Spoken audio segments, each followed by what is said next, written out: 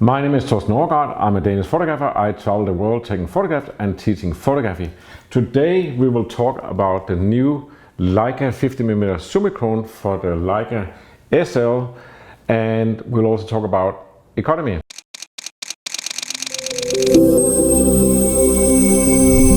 The Leica 50mm 2.0. Before I get into it, below the video there is a free ebook you can download. Normally it's $38. You put in the code, you click on the link, put in the code and your email, and you get the ebook in a matter of minutes. And it's a book I wrote about some of the iconic photographers and their photographs, and I also write about how I photograph and why I photograph. And as a bonus, there's also my Leica presets and styles that are made for Lightroom and Capture One, and that is my Leica look.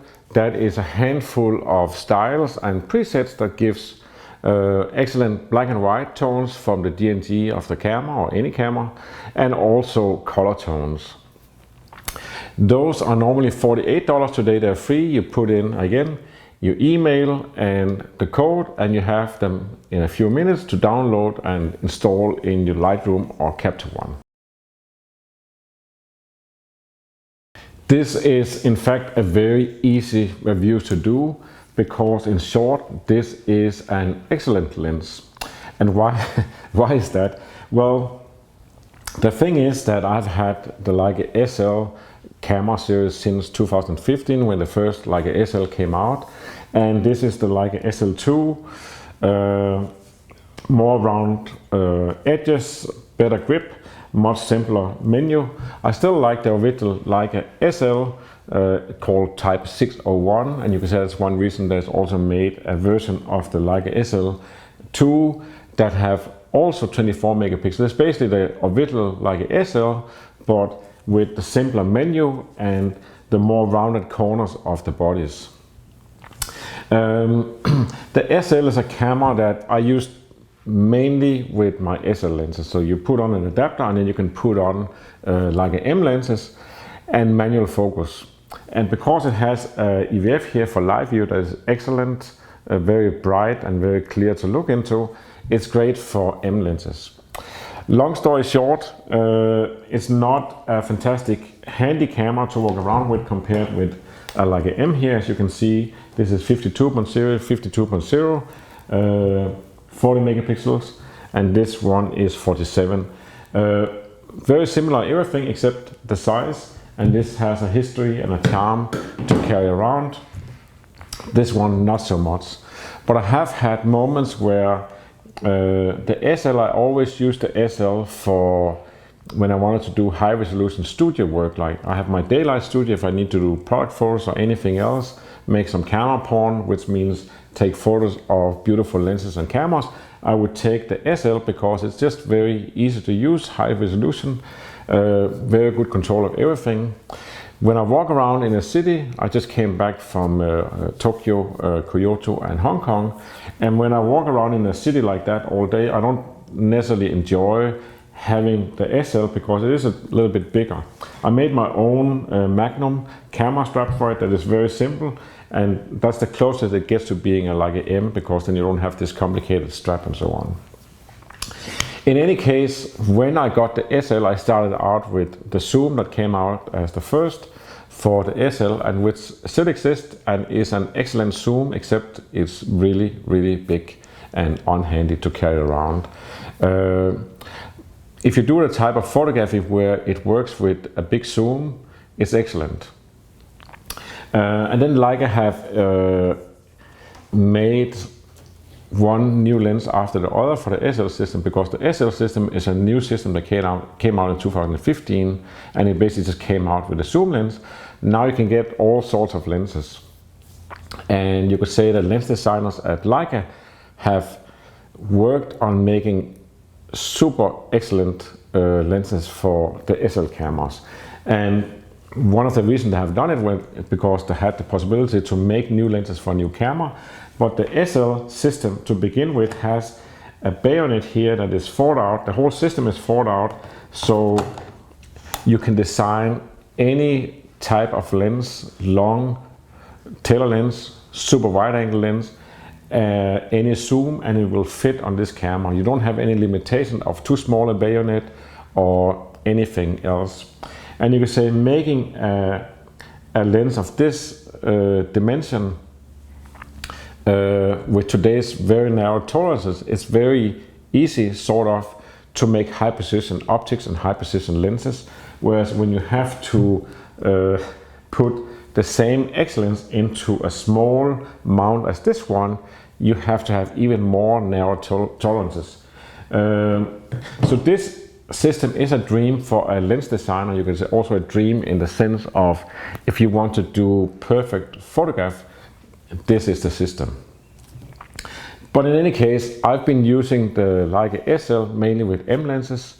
It is also an SL that I do these videos with, so I'll show you in a moment, but this is the Leica SL from 2015 that I really like the way it does video, and it has a 35mm 1.4 lens, the T lens, which also fits for this one, but it's basically like the cheap edition. It was made for the Leica TL cameras, that is APS size sensors, so it actually crops the image, so it's 24 megapixel cropped down, still big enough for 4K video, which is what we do.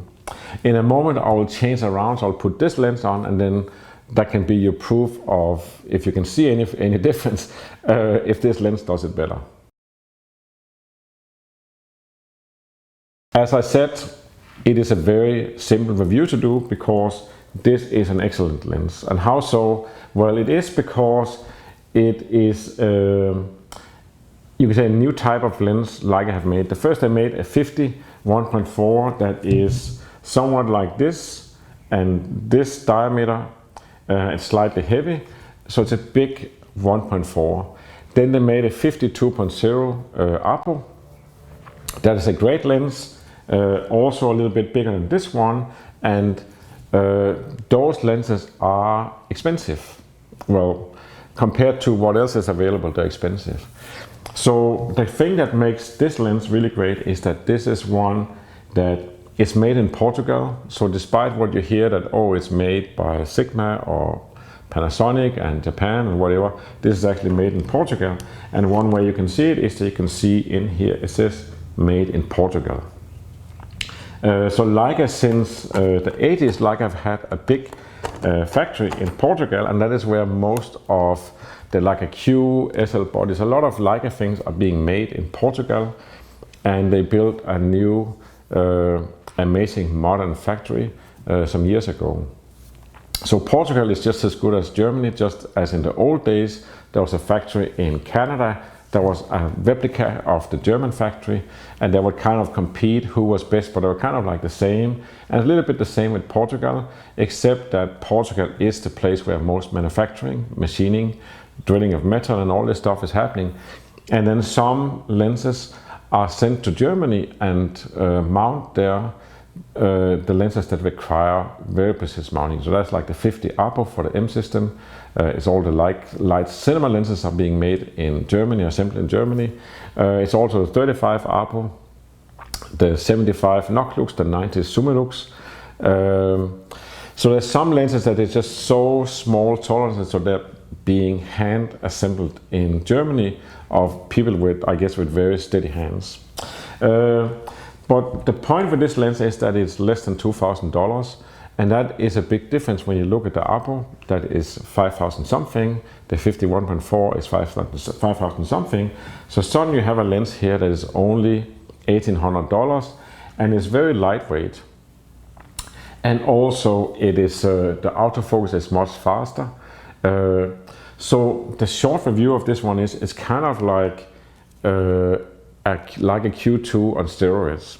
And what do I mean by that? Well, I mean, one of the things, if and when you get a Leica Q or like a Q2 or like a Q3, you will see that it's a really handy camera to have with. You can throw it in the bag, you have it over the shoulder, or you just have it lying around. And maybe you like to have the M system like I do, but then when you need to just take a photograph, a macro or any photograph, you just grab the Q.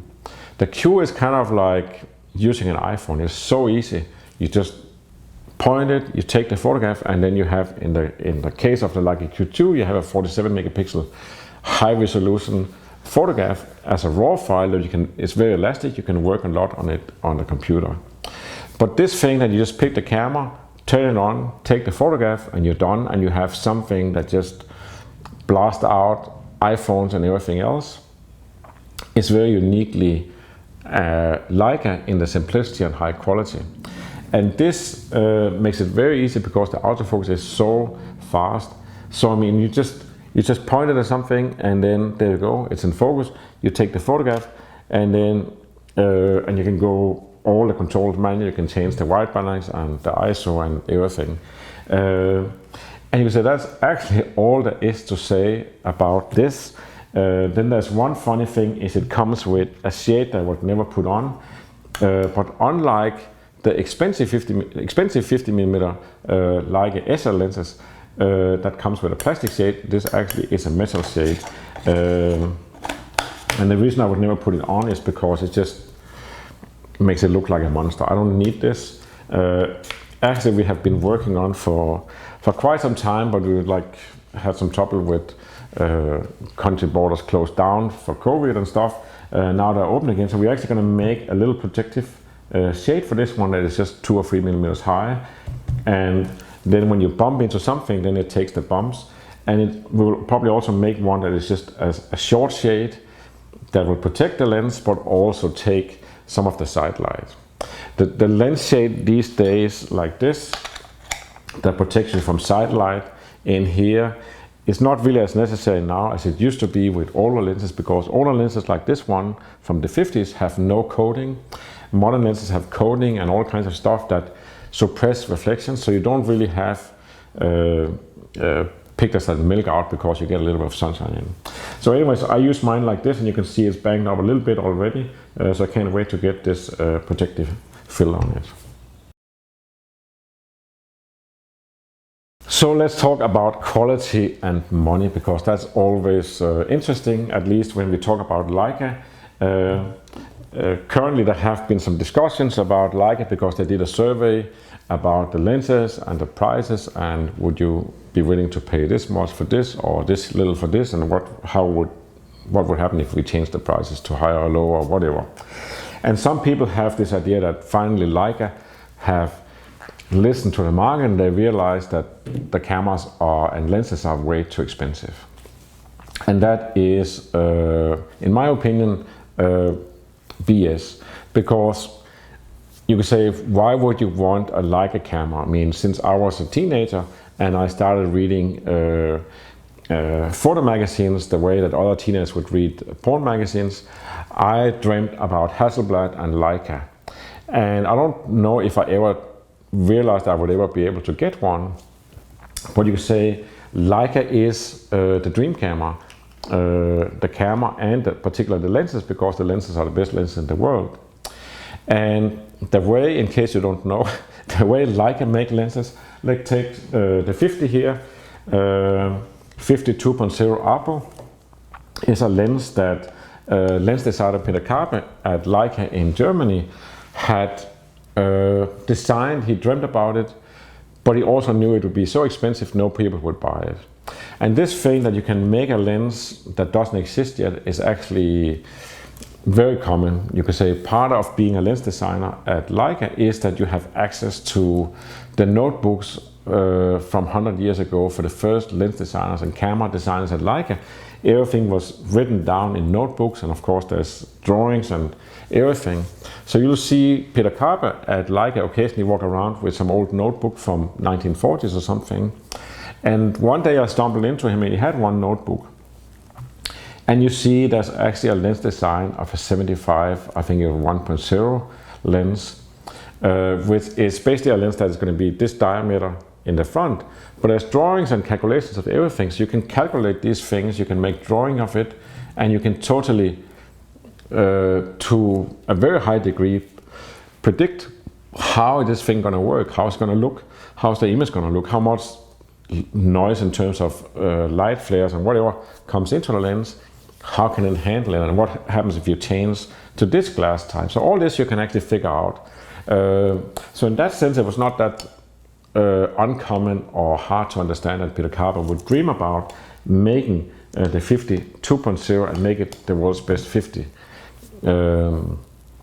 But the problem was just it would be so expensive to make in materials, but mainly in assembling, because the precision of assembling it has to be extremely high. It's so small a lens, so the tolerance are like crazy. But then they had a CEO at Leica around in the beginning of 2003, I think, and he said to Peter Carver, "Listen, Peter, just make your lens. Like, let's make it." And so they went ahead with it, and it took a little bit, it took a little while before it was ready for the market. And when Leica launched it, it was ridiculous expensive. It was $7,000 back then for a 50 2.0. I mean, 50 2.0. I guess in other systems you can get them for $500 or whatever, made of plastic and everything, but it's still a 50 2.0. It's not that difficult to make a 50 2.0. But Leica made the best 50 2.0 in the world, and the way they did it was like they designed it, they made prototypes, they put it into production, and basically they calculated this is how much it costs to make this lens, this is how much money in materials, this is how much money in assembling, this is how much money it's going to cost us to make it, and then we just, whatever they do, calculate this is how many times we double or triple or 8x, whatever the price. So this is going to be the sale price, so it's going to be 7,000. Totally ridiculous at that point. Nevertheless, there was a waiting list for years to get this lens. Now it's been out for a while, so you can buy them new and secondhand very easily. And the price, of course, followed inflation, so it went up. This is a great example of, I mean, what are you going to do if you want, I mean, why would you want a Leica if you don't want the optimum product, the optimum quality? I mean, there's lots of things you can buy less quality. And I think that's actually it's an interesting thing to look at today. You go in retail, you go in airlines, you go in wholesale business, restaurants, and you see a lot of business these days is what can you get away with? Say, for example, you go to a hotel and then they have less towels, or they don't have a toothbrush, or they don't have Q-tips, they don't have a bathrobe, because you can get away with it. Somebody needs to stay for a conference or on a holiday, now they arrived, it's too late to turn around and leave, they're going to stay in the room, so you can get away with it and you can save money. So how low can you set the bar is a lot of business. You see the same in restaurants, and you see it elsewhere, and you see it when you buy products, that it looks great, and then you get it, and maybe after 2 years you have to go buy a new whatever thing it was you bought, a washing machine or whatever, or you have to repair it because the quality wasn't good enough. So Leica is made for people that say, no, I want the best. And you say, well, you can get an excellent, you can get a 50mm for, let's say, $500. You can probably get one for $300. Then you can get a really good 50mm 2.0 for probably $1,000 or $2,000. But then you want the best 50mm in the world, and that is this one. So it's going to cost you $9,000. And then it's like, that's where it divides. Like, are you willing to pay $9,000 to get the best? And that is my point, is like, why, if you have this philosophy that things should be cheaper, or they should be cheaper over time as a brand has been existing, or the sales numbers goes up, then I don't think Leica is for you. Then there's lots of other things where you can get something that is almost, or they made something and they could get away with it and sell it for this price, but that's not actually what you're looking for. You're looking for the optimum. And then you say, I'm happy that somebody is actually making the best lens in the world, and then make the lens that, no, I want to make the best lens in the world. I'm going to use the best materials, the best people. I'm going to do it high, super high quality. I'm actually going to make it better than it was ever made before, and this is the price. And then it's a free world. If you don't want to buy it, you don't have to. If you want it, there it is. That happened. I put on the 50 2.0 on the video camera, and then I took the 35 1.4 L, or not 35 1.4 T lens that I normally use. I put it on the SL2 here, and this is also a nice lens. It's really actually really high quality. The autofocus on this one is not as fast on the new 50. So you say the point with making a 50 2.0 that is less than $2,000 and at the same time make a 35 2.0 that is around $2,000. What is the point? Well, the point is to make more lightweight lenses, use the knowledge that Leica have how to make great lens design of high quality, and then make it available so it can go in, like you could say, Leica have to feed the machine. It's not like a charity organization. It is a commercial company that make money by people want their products and they pay what they cost, and the more they sell, the better business it is, the more people are employed, the more products you can make, the more future you have. Actually, very simple principle. It's been around for thousands of years. It's called economy. And you could say Leica have a perfect 50 2.0 Apo that is just more expensive. And they have a 51.4 that's an excellent lens. It's too big in my opinion, also expensive. And you could say suddenly when you come at 50 2.0 and it's $1,800 or 35 2.0 and it's only $2,000 only in Leica context, then it becomes attractive to get into the system. So, and Leica can bundle it. They can say you get a Leica SL2 or Leica SL3 camera and a lens, and you save $1,000, and suddenly it's you can get into it. And I think that's a great strategy, and we've seen with the Leica Q came out also in 2015, and then back then I think it was $4,500. Expensive for a point and shoot camera that basically is, if you have an iPhone and you like to take photograph but you want to upgrade, you get a Leica Q. So it's a big step, $4,500. I still think an iPhone for $1,000 or whatever is expensive for what it is.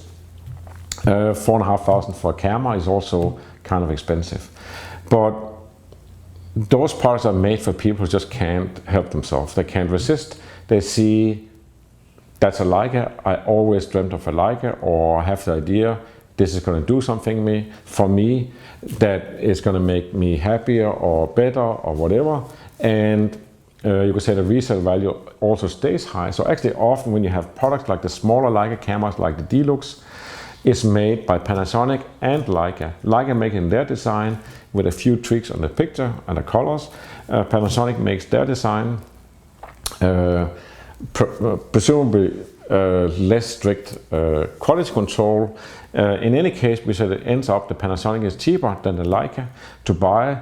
But then if you go look at second-hand prices, you actually get the money back. So you can say you bought a Leica, you paid more to begin with. When you sell it, the amount it cost you to have it in the period you had it is the same or less than the Panasonic that you could buy cheaper. It shouldn't be a surprise. That's often how it is with products, cars, whatever you buy. If you buy quality, it lasts longer, it keeps the value. And of course also the brand, the red dot helps, and you can say some of it is brand value, it's hyped, some of it is true. It is still true that Leica makes the best lenses in the world.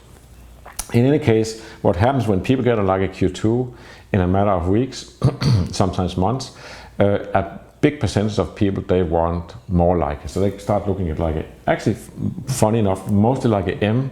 You could say the SL is the one that I feel is most in the line of the Q, but that's not how people look. They're like, wow, I like this camera, what else? And then they go for a Leica M system, and then suddenly they bought a Leica M11 for $9,000, and EVF for $800, and a Noctux lens for $13,500, or just maybe just a more normal lens for just 50 or some 35 for $5,000, and then suddenly you are into the whole system. And of course the idea would be this is what's going to happen when people get a F50 2.0, they're into the system. And I found this lens, I bought it in Kyoto. I was just in Kyoto, and I stumbled into the Leica store, and the first day I said, do you have the 52.0? No, we don't. And then the next day, one of my workshop students said, oh, they have 2 of them. So I said, hey, I want 1 of them. And then I got it, and it turned out they only had 1. So then my workshop student, he had to go to Tokyo. We were going to Tokyo anyway, so he had to buy it in Tokyo. So I think he's still angry at me, but now he can look at the picture here, and then he can be happy that he can see this picture, and he has the lens now also. So, but it was easy for me to say, no, I want that lens. It's not, I don't need it, but I was interested to see what is it and how does it work for my video. And it's kind of like my intro into the SL lenses maybe, because I'm not fascinated with SL lenses. It's just not compact, you know. If I really wanted high quality and high everything, maybe I'd go into the Leica S system that is medium format, and the S lenses are fantastic, beautiful, also expensive, but I kind of like my M system. But what happens is, in the moment I start consider the 52.0 for $1,800, I look, what about the 51.4? What about the 50 Apo? And I can say the quality of the 52.0 is great. I mean, you go out in the street, you take some photos, and you can't say anything bad about it. Everything is there. It's perfect quality, perfect color, perfect control of everything. Assembling of the lens is great. Fast autofocus, lightweight lens. Everything is excellent. But you still know that if you got the 50 Apo, which at this point is only a few thousand more, it's going to be better. And how much better? That is the question. Because is it 10%, 20%, or is it 5%? And how often will I notice that it's now the Apo? And that, you could say, is, I don't even think it's a business model, but it's almost a necessity. Like, how do you get people to discover that a lens can be worth $5,000 or $8,000, or as you have the 50 Noclux and the 75 Noclux, it's $13,500. And the Noclux is worth every penny. I used it a lot for many years all over the world, and I've beaten it up, and it paid itself home many times. But that is a lot for a lens that most people would agree. Speaking of economy, so Leica is expensive. Don't worry, there's lots of camera brands around, and there's also lots of lenses around, but it is the idea, I want the best. I mean, why would I spend my time on photography? Why would I spend, if I'm really into something, why wouldn't I just do it the best? And I think it's bollocks when people talk about, oh no, it's too expensive and it should be cheaper, and why are they so evil? And I mean, it's kind of sign of the times. I just mentioned it before, but I mean, it's kind of like, you go like, you know, you should put wooden windows in your house, or maybe even teak tree. Yet people put plastic windows, and there's all kinds of reasons why they do that, but one of them is economy. It costs less to make and buy them. They last longer because they don't rot. I mean, they look really bad. There's a lot of things, but it's kind of like, no, plastic is good enough. And you probably heard this, nobody's going to notice, you know. Nobody can tell the difference. And that's both right and wrong.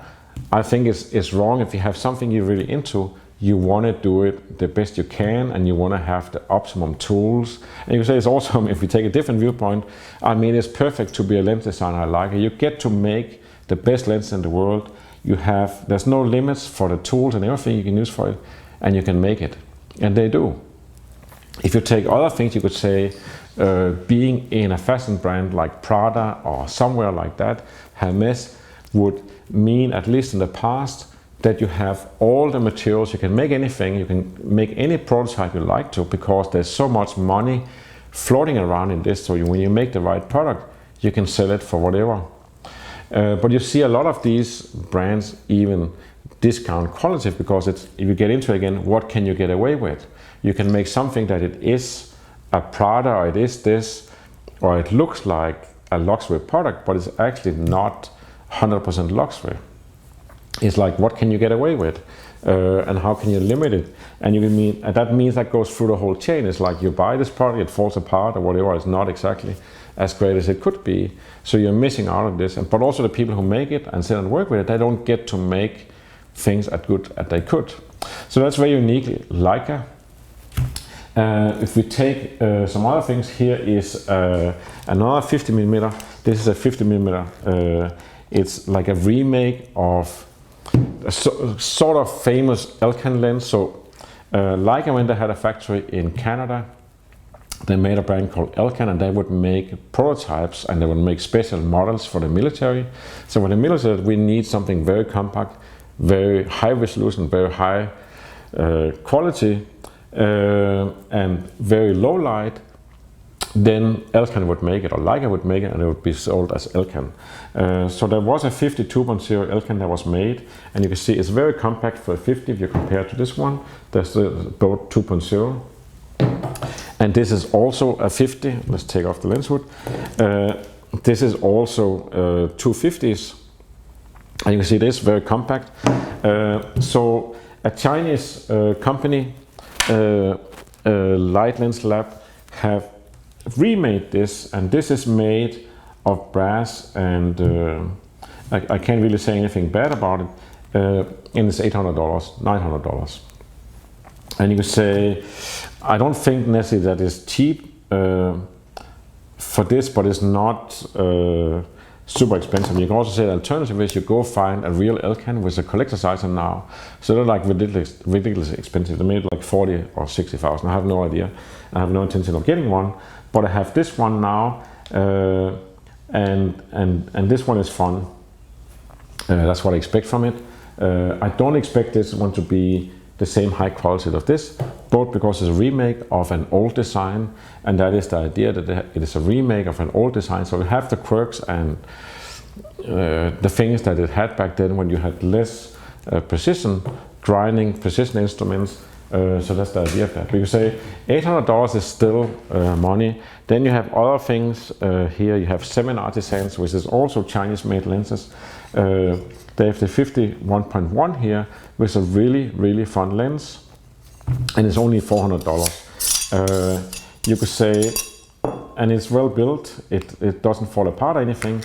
The thing that tells you that this is not a real Leica is the shortcomings it has. Like if you shoot at infinity, or like you use it for street or like landscape or something, you just see that it's a little bit blurry. It's not that great. So what it's good for is portraits. Anything fairly close up, you get an explosion of light because of the imperfections in this.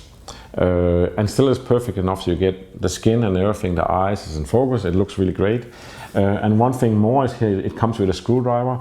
So you have to adjust the focusing of it to your rangefinder, which is something I've never been able to do. I met people who say they can do it or have managed to do it. So I just use it with live view, because then you see what the sensor sees, so I don't have to worry about it. I don't want to use it at infinity anyways. I use it for close-up stuff, usually portraits or coffee cups or whatever. $400. Then you have a lens here. This is also 7artisan, I think. Let's see. No, this is actually DJ Optical, also made in China. I think it's $400. So this is a 75 1.25, and that's exactly what Leica have made. Except Leica's 75 1.25 lens is a Noclux, and it's $13,500, and it's much bigger and heavier. But the point, or the difference between them, is that Leica is made to be a perfect optical instrument, perfect colors, details, sharpness, everything, whereas this one is made first and foremost to be a cheap lens. And you can say you can make cheap things in China because they're very good at machinery, anything metal machinery. They have all the machines and all the technology. I don't know any other countries in the world where you can get metal things made at so low attractive prices. And you go other place you go, India, you go Turkey, where they will make things that include metal. Where do you get the metal things from? They get them from China because nobody can make it as cheap. So that's the advantage of this, that it's made in China, and it gives you an idea how would it be if I had a Leica 75 1.25. But it's very obvious, not because of the quality or the feel of it or anything, but the pictures is just not optimum. And you can say, then we are back to like, no, I'm really into this. I want to take photographs and I want to make the best possible. I want to have this look, and I want to make sure that every time I take a photo of a landscape, the street, the portrait, that I actually get the optimum I can get. I don't want to save some $1,000 and then I get all my pictures going to be like, I wish I had something better. If I wasn't into photography, I didn't really care about it, I could just do this, but I am actually do care about what I do, and I have an ambition of doing the best I can do and have the best tools, because that is just more fun. And you could say, if you are like a carpenter or you repair cars or you build ships, of course the ideal is you should have the best tools and the best working conditions and be able to make the best stuff. Why else would you do it? Nobody gets born and dream of making shitty products at low prices. It's just, that's like a different story, a different, not even a need, it's just a different idea. Speaking of economy, let's have some full disclosure. If you ever wondered about it, I buy my own cameras and my own equipment. I don't get sponsored by anybody, and I don't get free stuff from Leica. I hardly get a Christmas card from them, and that's how I want it to be, because I want to be independent. I do what I do because I like to take photographs, I like to preserve, I like to make art, and it happens that I'm good at teaching about it, and so I do workshops, and people ask, can you write books about it? So I'm writing books about it. I do my own ventilated shake, I do my own leather products like this one, because I think that's how it should be, so I make that. I pretty much do things the way I want to do them. And so you can say my choice of Leica is one that I made more than 25 years ago, when I had Nikon and stuff, and I went back into photography. I had an advertising agency for an internet company for some years, and then I was sold that, and then I wanted to photograph again, and I wanted to make the best I could. So that was Leica. I had seen a film director that had a little Leica Mini Lux with a 40mm lens on, very great little compact film camera. And when I saw his pictures, I was sold, okay, I need Leica, and that's how it began. I got the first Leicas, and I started writing about them on my website and showing pictures of them and pictures from them, and that became the Leica blog. And then people asked, can you teach me how to use my camera, which camera to buy? That became the workshops, and so on. So that's what I do. And you can say, for example, I do these videos, I actually do them for free. There is links to my products and stuff, and when you sign up to get a free ebook, you will get on my mailing list, and then hopefully you're going to buy something from me, either a workshop or a book or something, or maybe you just enjoy the ride and you go visit my website and look at the free articles. The videos here have ads, and it's not because YouTube pays a lot of money. Full disclosure, I think I get a check of like $400, $500, maximum $600 a month from YouTube, and that is, in my world, that's nothing, it's a joke. The reason there is ads on these YouTube videos is because that is how you get traffic on YouTube. You can say, okay, so the choice is, I want to be on YouTube and tell about my things, because YouTube is the biggest search engine in the world. So when you search for something, you go on YouTube, and it is the audiovisual age. Even I don't actually like to watch videos a lot, so I was a little bit like, no, I don't want to do videos for a long time, and I said, okay, I'm going to do videos. And the reason there is ads is because then the videos get prioritized. You can say YouTube have no interest in showing this video if they can't make money on it. And the way they make money is that they put in a video now and then. So I said, just put in all the stuff you want to, because then more people are going to be exposed to this and view it. So that's part of the deal. And so you can say I buy all my own things. I'm independent, I'm self-employed, I have my own companies, I'm an artist, an entrepreneur, and you could say, so do I fly? Do I spend a lot of money on flying business class and everything? And that's actually an interesting thing, because generally I don't fly business class because I think it's a waste of money. I don't think it's worth the money. And here recently I was in Tokyo and Hong Kong and Kyoto, so I did fly some of the trip on business class. And the experience is that some business class is nice, some is less nice. So you pay, it's ridiculous amounts you pay for business, unless you find a way to get a better deal on it, or you have points or something like that, or you can upgrade last minute. And sometimes it's just like a really tired business class that there's not really any pleasure in being there. Other times it's amazing, just the thing to lie down in the air for 20 minutes and snore a little bit is fantastic, and then it's really fun. But you can say, then you look around business class, what do you see? Well, you see teenage kids, 12-year-old kids that somebody paid for the ticket, or you see businessmen, somebody paid for the ticket. I happen to be self-employed, I happen to make my own choices, and for me, paying 5,000 extra for a business class ticket is just like, no, I would rather buy a 50 Apo. So generally I don't fly business class because I think it's a waste of money, because it's my money. But a great example of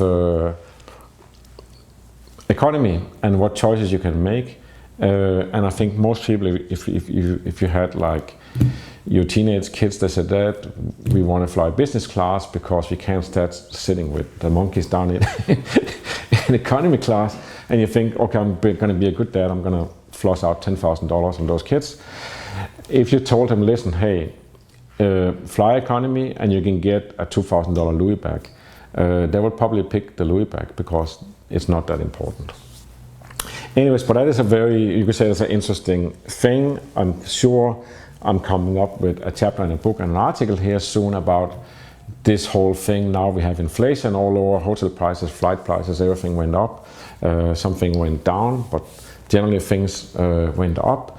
And why is that, and what is the economy in it? That is something I have an opinion about. I'm not going to ramble about it or something, but I do have an opinion about it, and I'll put it down in an article for you to read soon about quality of things, and of course also why is a lens like this worth $9,000 and how come now it sits over there. This lens is still a great lens. It's $800, it's more than other alternatives, but it's a great lens, it's a great bargain, and it's going to show you the value of high quality products. I think that was all I had to say today. Remember, below the video there is free downloads, so click on them, put in the code in your email, and you have the presets, styles, ebooks in a matter of minutes. Until I see you the next time, thank you for watching, and remember to always wear a camera.